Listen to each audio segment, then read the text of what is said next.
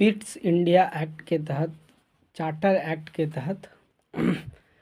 Act के तहत एक हो गया कि बोर्ड ऑफ कंट्रोल के सदस्यों और उनके कर्मचारियों को भारतीय राजस्व से ही भुगतान किया जाएगा। तो चार्टर एक्ट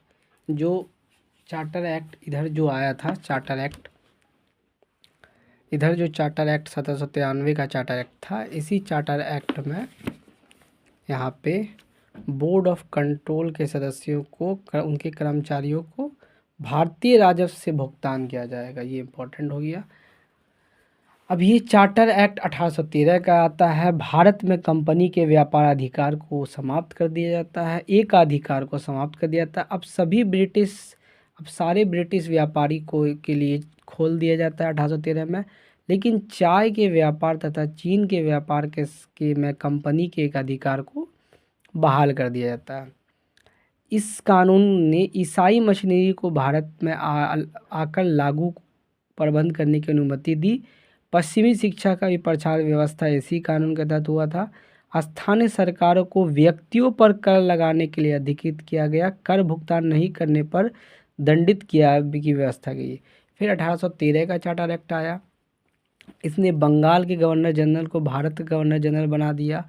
अब इस पहला गवर्नर हुआ था विलियम बेंटिंग, भारत के प्रथम गवर्नर जनरल थे। इसने मद्रास और बम्बई गवर्नर की विधायी संबंधी सभी शक्ति से वंचित कर दिया था। और अब यहाँ से स्टार्ट होता है एक्ट, अधिनियम स्टार्ट यहाँ से हो जाता है। उसके बाद ईस्ट इंडिया कंपनी के व्यापारिक निकाय के रूप में गतिविधि को समाप्त। अब ईस्ट इंडिया कंपनी 1833 के चार्टर से अब ईस्ट इंडिया कंपनी की व्यापारिक निकाय ख़त्म हो जाती है, सिर्फ वो एक प्रशासनिक निकाय बन के रह जाती है।